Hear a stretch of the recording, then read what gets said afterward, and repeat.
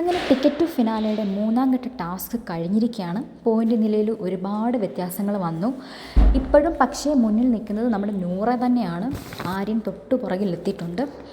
പക്ഷേ അനുമോൾക്ക് എന്ത് പറ്റിയെന്ന് അറിയത്തില്ല. ആദ്യത്തെ ടാസ്ക് ഇതിന് മുന്നേ ചെയ്ത ടാസ്കിൽ എക്സ്പെക്റ്റ് ചെയ്തെന്ന് തോന്നുന്നു കുറച്ചും കൂടി കൂടുതൽ പോയിൻ്റ് കിട്ടുമെന്ന്. അത് കിട്ടാത്തതുകൊണ്ടാണോ എന്നറിയത്തില്ല. അപ്പം തൊട്ടേ പുള്ളിക്കാരത്തി ഡൗൺ ആയിരുന്നു. ഈ ടാസ്ക് കളിച്ച് ഭയങ്കര റെസ്റ്റ്ലെസ് ആയിരുന്നു. കുറേ ടൈം എടുത്തു. ഇങ്ങനെ ഒരു പേഷ്യൻസും ഇല്ലാതെ ഇങ്ങനെ കളിച്ചുകൊണ്ടിരിക്കുമായിരുന്നു. അങ്ങനെ 6 മിനിറ്റോളം എടുത്തു. അനുമോളാണ് ഏറ്റവും പുറകിൽ. ഒരു പോയിൻ്റാണ് കിട്ടിയിരിക്കുന്നത്. തൊട്ട് പുറകെ സാബുമാനാണ് 2 പോയിൻ്റ്, പിന്നെ Adila 3 point, Shanavas 4 point, Aneesh 5 point, Noora 6 point, Nevin 7 point, Akbar 8 point, Aryan 9 point. അങ്ങനെ ആര്യൻ 9 പോയിൻ്റ് നേടിയത് കൊണ്ട് തന്നെ ഓവറോൾ പെർഫോമൻസിൽ 2ാം സ്ഥാനത്ത് ആര്യൻ എത്തിയിരിക്കുകയാണ്. ഒന്നാമത് ഇപ്പോഴും നൂറ തന്നെയാണ് നിൽക്കുന്നത്. 22 പോയിൻ്റാണ് ഓവറോൾ നൂറയ്ക്ക് കിട്ടിയിരിക്കുന്നത്. ആര്യന് 20 പോയിൻ്റ്. അതേപോലെ അക്ബർ ഇപ്പോൾ മുൻപന്തിയിൽ വന്നിട്ടുണ്ട്.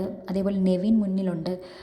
സാബുമാൻ കുറച്ചൊന്ന് ബാക്കിലോട്ട് പോയി. അനുമോൾ ഒരുപാട് ബാക്കിൽ പോയി. അനുമോൾ എന്തോ പെർഫോമൻസ് ഒട്ടും ഒരു ഇതില്ലാതെയാണ് അനുമോൾ ചെയ്തത്. ഏറ്റവും കൂടുതൽ സമയമെടുത്തു. ഏറ്റവും കുറവ് സമയം എന്ന് പറഞ്ഞാൽ ഏകദേശം 42 സെക്കൻഡ് എന്തോ ആയിരുന്നു. പക്ഷേ അനുമോൾ എടുത്തത് ഏകദേശം 6.5 മിനിറ്റാണ്.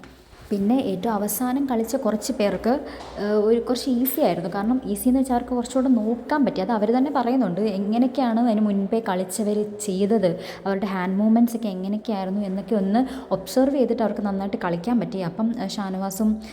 ആര്യനും അതേപോലെ നമ്മുടെ നെവിനും അക്ബറും ഒക്കെ നല്ലതുപോലെ കളിച്ചു. പക്ഷേ ഗേൾസിന് സംബന്ധിച്ച് കുറച്ച് പാടായിരുന്നു. കാരണം കുറച്ച് ഹെവി ആയിട്ടുള്ള മെറ്റലായിരുന്നു. അപ്പോൾ അവർക്കത് പിടിച്ച് നിൽക്കാനൊരു ഇച്ചിരി പാട് കാണുമായിരിക്കും.